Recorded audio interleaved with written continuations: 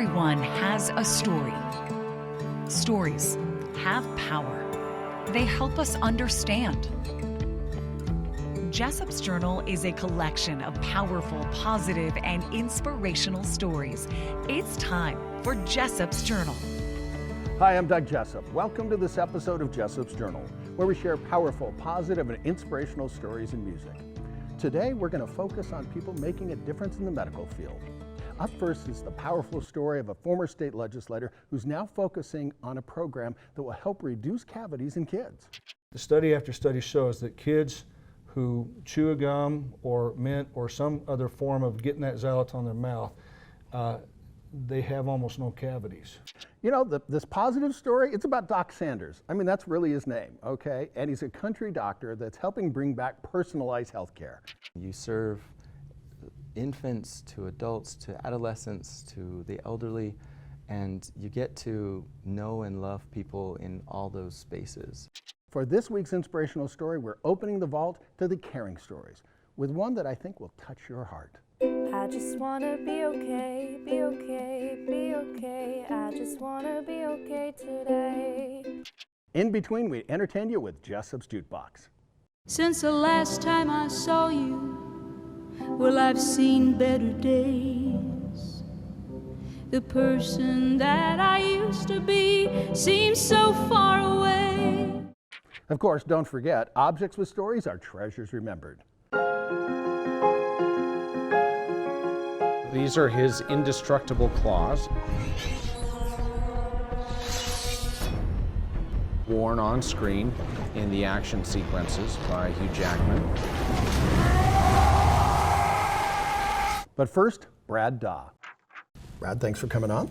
Oh, very glad to be here, Doug. So now, Brad, I like to ask people, about themselves and where they started and everything, but there's something that I like to call Small Lake City. Mm-hmm. And what it is I start talking to people and I come to find out that we have common friends and people that I've interviewed and this, that, and the other. And so recently I did an interview with a woman by the name of Candace Perucci. Oh, sure. Okay, so how do you know Candace? Well, I knew Candace from the legislature. In fact, we served on the same committee together, the Health and Human Services Committee, and wonderful legislator and just a wonderful person. I really enjoyed getting to know her. Without sounding stupid, what is a legislator? What do you really do? Well, we make laws. Really, when it comes right down to it, we do two things every year. We create the budget for the state, and we pass laws to govern the state. Okay. Well, I'm going to get back to that in a little bit, but first let's kind of start. Okay, so where'd you grow up? Well, I grew up in Shelley, Idaho, southeast Idaho. Okay. I am the son of a potato farmer. Something that surprised you when you were actually serving and saying, well, I didn't expect that. Mm-hmm. Is there something you can relate there? Absolutely. In fact, when I went in, I was expecting that the legislative session was going to be this free-for-all. It was going to be just this arguing and fighting and contention, and battling for your viewpoint. And what surprised me was the civility of it all. And the way that everybody worked together. Yes, we didn't agree on everything. In fact, that first session, I sat right in front of two very ardent, very liberal Democrats, but very, very nice guys. And we became very good friends. Now, we would vote opposite on a lot of issues, but we could talk about it and discuss it and respect each other. And that surprised me in a good way. I was actually very pleasantly surprised at how well people can get along once they respect each other. I miss the days when you had one of the most ultra-conservative people in the country, Orrin Hatch, mm-hmm. with one of the most ultra-liberal people in the country, Ted Kennedy, mm-hmm. and they got together and created some incredible legislation, including the Civil Rights Act. Yeah. What happened to make the idea of compromise like a dirty word? I'm trying to figure this out, and what can we do as a people to help bring civility back? I would say this. I think part of what happened with the idea of compromise is you have, and no aspersions on media people. Okay. On some media people. Okay, I'm with you. I get it. It's okay. But some people make a living stirring up controversy, creating contention, creating division. There's a lot of power to be had through creating and fomenting division and divisiveness. but it doesn't really help us all. It helps them. It might bring them, wealth, fame, whatever, but it doesn't help all of us. What helps all of us is when we can see the greater good and realize that we have more in common than we do in difference, and when we can work together. I mean, I have worked side by side with some of the most left-wing legislators out there, depending on the issue. There's times we're completely at odds, there's times when we're completely together, but it's always with respect. And so when we can not listen to those voices, but listen to people who say, yes, I am conservative, but I respect all people, and I will listen to their viewpoint and try to work with them first. I understand that you are spearheading a project to help the health of kids. Yes. Help me understand this a little bit. Well, it was brought to my attention by a company in Utah called Clear, and that's XLEAR. They have a boatload of studies, not done by them, but done by people independent, saying that when you use a product with xylitol in it, it kills the bacteria that cause dental caries, or at least makes them sick, so that they give up. And the study after study shows that kids who chew a gum or mint or some other form of getting that xylitol in their mouth, they have almost no cavities. Wow. And you think about the cost of dental care and that sort of thing. I mean, I had one daughter who she just had a ton of cavities. It was really expensive, and she'll have lifelong problems because she has fillings and all that kind of thing. And if we can prevent that, we're helping everybody.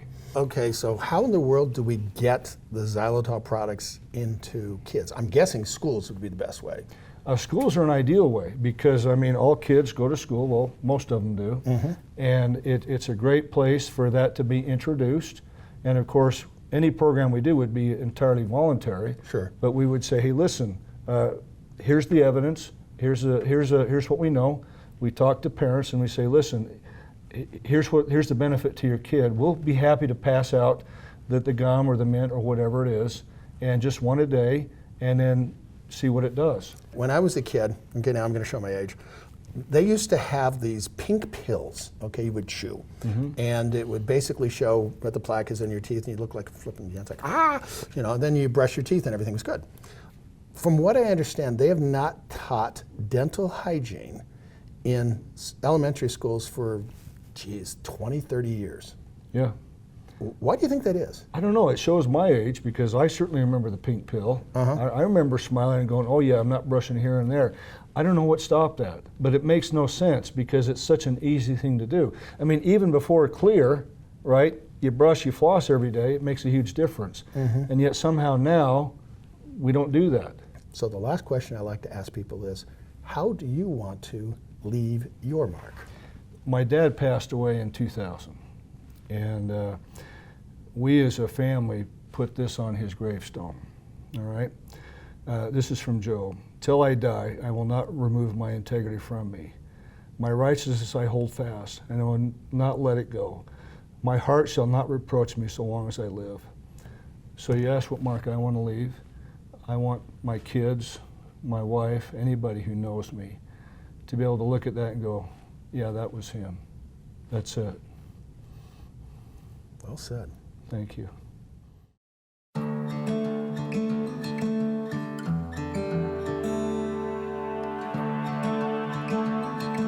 One of my favorite inspirational quotes is from Audrey Hepburn. She said, "To plant a garden is to believe in tomorrow."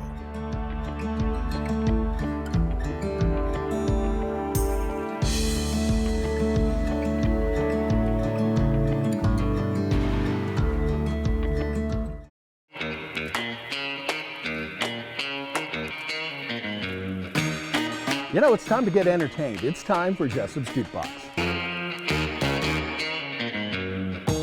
I'm sending you a postcard from the United States with words on the back never got a chance to say.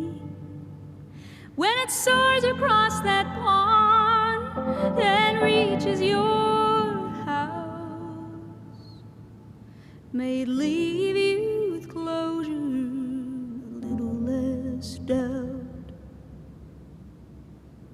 Hope you eased up on the drinking. Hope you laugh, hope you care. Hope your days are even better than the ones that we shared. And I hope that you find love settle down somewhere soon. And I hope that this world sees who I see in you.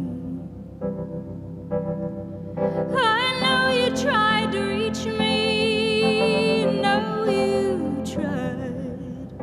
I know we felt the same way, but the timing wasn't right. Ships in the night, ships in the night.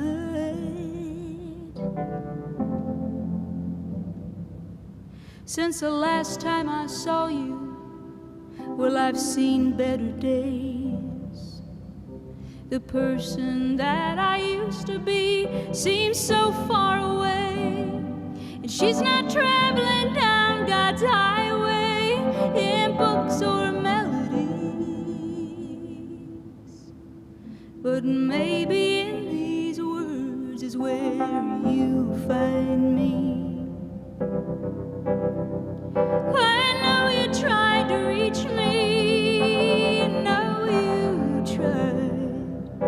I know we felt the same way, but the timing wasn't right. Ships in the night, ships in the night.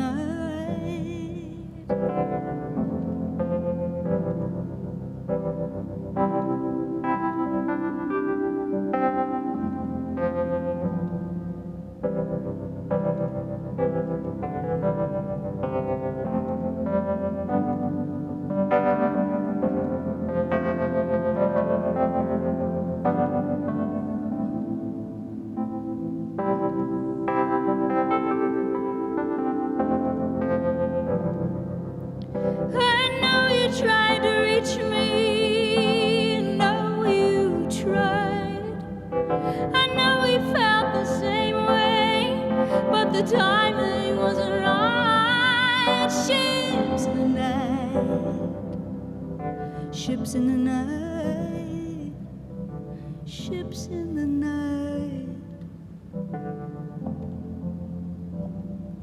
From this Arizona desert to your cold English shores, I'm sending you my love, nothing more. I'm sending you my love and nothing more.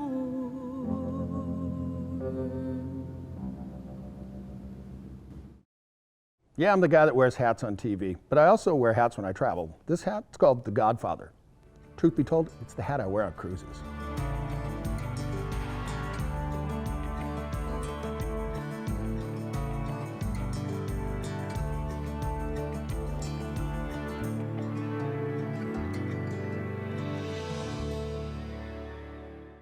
Over the years, I've been able to do some stories about ordinary people doing extraordinary things. These stories deserve to be told. One of my favorites is with Macy Wright. So we're opening up the vault to what I call the caring stories. I just wanna be okay, be okay, be okay. I just wanna be okay today. The #1 birth defect in the world is congenital heart disease. The University of Utah recently received nearly $4 million from the American Heart Association to help find a cure. We're one of 4 centers in the country that is funded to study congenital heart disease. It had been thought that these defects were genetic. It was recently discovered that this is not true in most cases. If it's some other factor, then perhaps we can actually prevent congenital heart disease. Wouldn't that be awesome? And that is a major goal of our research, yeah. Macy Wright was born with a heart defect. Only you. She had 2 successful procedures as a baby and open heart surgery at age 10. When she was 14, she was told she needed a heart transplant. For Macy, her best present ever went viral. I'm never going to forget that day.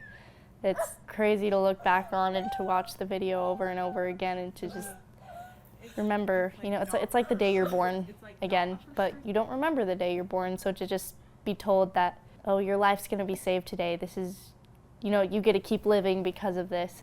It's incredible. Your birthday is? August 23rd. What's your new birthday? August 29th. This Utah girl celebrates her gift by advocating for causes like organ donation and heart disease. She expresses herself through music. I just wanna be okay, be okay, be okay. I guess just after going through everything, you kind of have to learn how to be strong. You know, you don't just know, you gotta get through it first, and then you know, okay, I'm okay now, I'm strong now. I know what I had to do. I just wanna feel the day, feel the day. When I look back on it, we didn't walk through transplant. A community carried our family through to the other side, which is really special. And give me back my broken part. Together, we can triumph over our trials. These are stories that deserve to be told. These are caring stories. Wanna be okay today. You remember the good old days when there was the country doctor that would spend enough time to listen to what was ailing you? Well, we got to visit with Dr. Sanders and find out what makes him tick. John, thanks for coming on. So, you know, I admit I'm wearing kind of a funky little hat, and it is in honor of you and your childhood. So I'm going to get into that a little bit. But tell me, where did you grow up? So for a while I grew up in Arizona. My dad worked at a copper mine there, and in the 80s copper took a dive and he got laid off at the mine. And what happened next? Yeah, so we were pretty poor to begin with, and that made us even more poor. And so for a couple years we lived off the land, basically trapping and hunting and fishing and trying to get enough food and stuff for our family. Okay, now I understand that you trapped all kinds of different little animals. Did you ever by chance, trap a raccoon? Yeah. So the thing that I guess I'm looking at is you go from there, and then you moved from Arizona to where? From there we moved to Nevada, a little mining town there, gold and silver. My stepdad has about a 7th grade education, and that's his skill set, was working that way. He served time in the Army and then just did the mines. Okay. And so stepdad, so how about your birth dad? So he's from Mexico, Chihuahua, northern Mexico, and my older brother and I are fathered by him. Okay. And my stepdad adopted us when we were young, and so he basically raised us. I call him Dad. I mean, I know what you mean. So yeah, I had birth father, then stepfather adopted me and my sisters as well. Oh yeah. So I get that. So you're a kid out in Nevada at a mining town. How many people are we talking in this town? About 800, but that's the whole valley. Yeah. Big mountains. Central Nevada has big mountains. It's called the Smoky Valley out there. So what was high school like? 23 kids in my graduating class, so really small. We played 8-man football. I played all the sports and started varsity, That's just warm bodies, they start varsity. One of the main lessons that you've learned that you could pass on to people? I think being a family doctor is really satisfying. You serve infants to adults to adolescents to the elderly, and you get to know and love people in all those spaces, and it really sculpts you as a person. I think it helps you be more compassionate and more kind, and if you allow it to, right? Unfortunately, the current system is difficult to navigate, and it does kind of the opposite. And so I've my own practice now, and I deliver the goods, and I love it, and it sculpts me as a person. And I would say the lesson is to know your core value, the reason why you went into this, and hold to that despite all the distractions, despite all the bureaucracy and all the silliness and all the inefficiencies and all of those things that are really fatiguing on the system and on docs specifically. But stay true to that why, and to know your core value, and hold on to that. That's the key. You're a new doctor. You're now come, to this place out in Moab, Utah, which you may or may not have even been to before. Was there a patient that you remember, one of those early patients, where you treated them and you said, "This is why I'm a doctor"? I have so many of those people. One of my, this is a hard one. So this gal, one of my favorite people, I know her name, but I can't say it. She had AML. It's a type of leukemia, and she underwent all the treatments at the Huntsman and recovered for a bit. Beautiful woman. She's an artist. She had all these paintings. In fact, I hung them up in my office, and we just had a great relationship. I took care of her husband, her daughter. I delivered her grandbaby. So the relationship is deep. And she came to my office about a year after being in remission, and she said, "Dr. Sanders, it came back." And during chemo, radiation, all that, I managed all of it, and I hospitalized her multiple times, and I saw the whole ongoings. I would collaborate with the Huntsman oncologist team and put her on different medicines, IV, to help her and stuff. And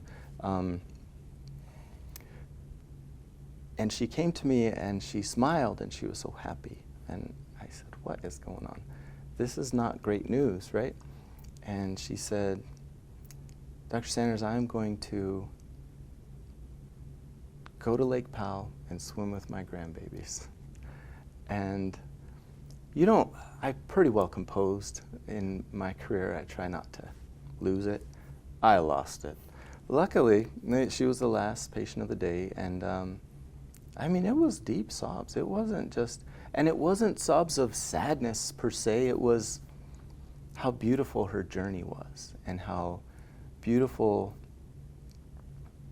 she looked at the face of life and death, and she smiled, and she went and swam with her grandbabies, and it was lovely.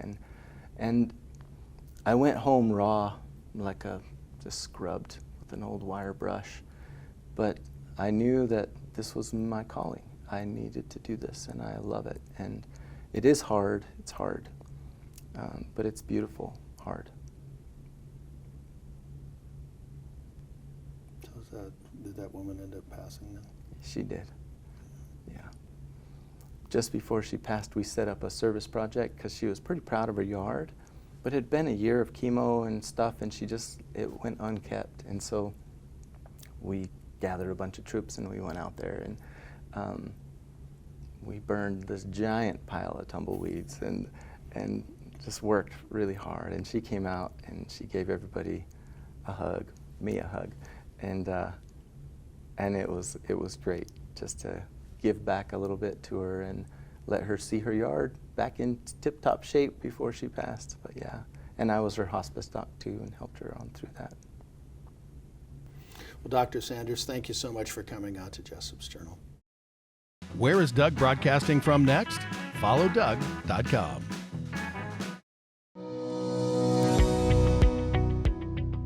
Don't be afraid to know what it is, what's causing it.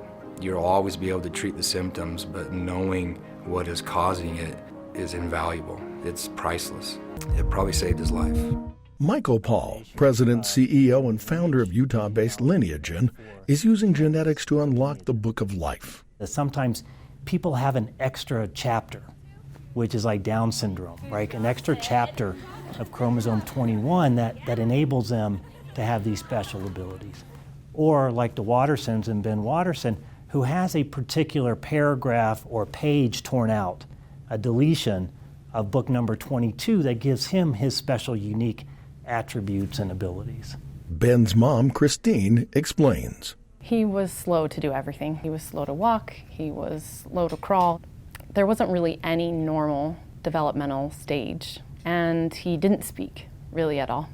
Answers start with something as simple as a cheek swab. It's non-invasive, and it doesn't scare the child, and it doesn't hurt. And as smart as genetic counselors to explain results. We finally were able to find Lineagen and had a genetic study done, and we received a diagnosis of 22q11 deletion syndrome, or it's been called DeGeorge syndrome. Ben was at a cardiologist the next day after being diagnosed. What were the results of that test? He had a 20 millimeter, about an inch, large hole between his atria. So the two top chambers of your heart, he had a hole. They needed to do surgery to close it off because he couldn't live like that. The Wattersons are grateful for Lineagen. They saved his life. You don't say that lightly, do you? No, I mean it. They did. And they saved our lives too. Want Doug to broadcast from your event, destination, or business? Follow Doug.com. You know, I want to thank everybody out there for the great response we're getting for one of my favorite features. I admit it, okay. Objects with Stories are treasures remembered.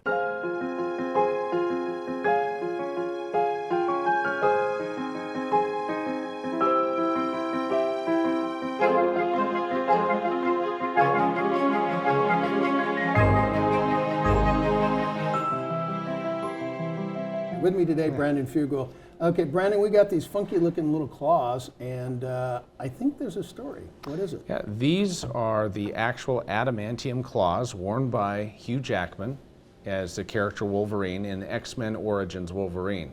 The from 2009. actual movie used, wow, okay, that's cool. So these are his indestructible claws. Worn on screen in the action sequences by Hugh Jackman.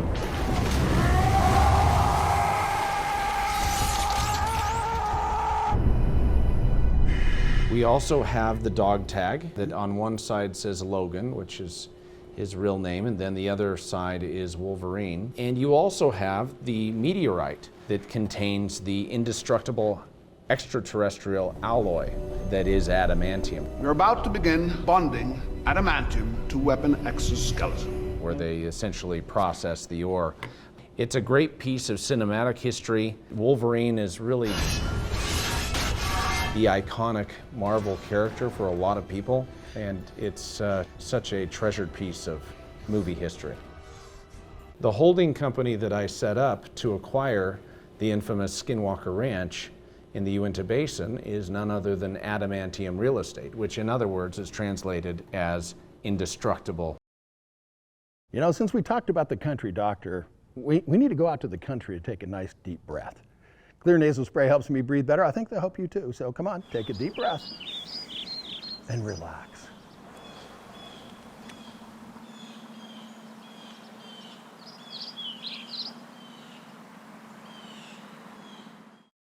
Thanks for watching this episode of Jessop's Journal, where we share powerful, positive, and inspirational stories and music every week on TV, as well as worldwide at jessopsjournal.com. Here's the thing I want you to remember. Everyone has a story. Yes, you have a story. Stories have power. They help us understand each other. With another entry into Jessop's Journal, I'm Doug Jessop. I'm sending you a postcard from the United States with words on the back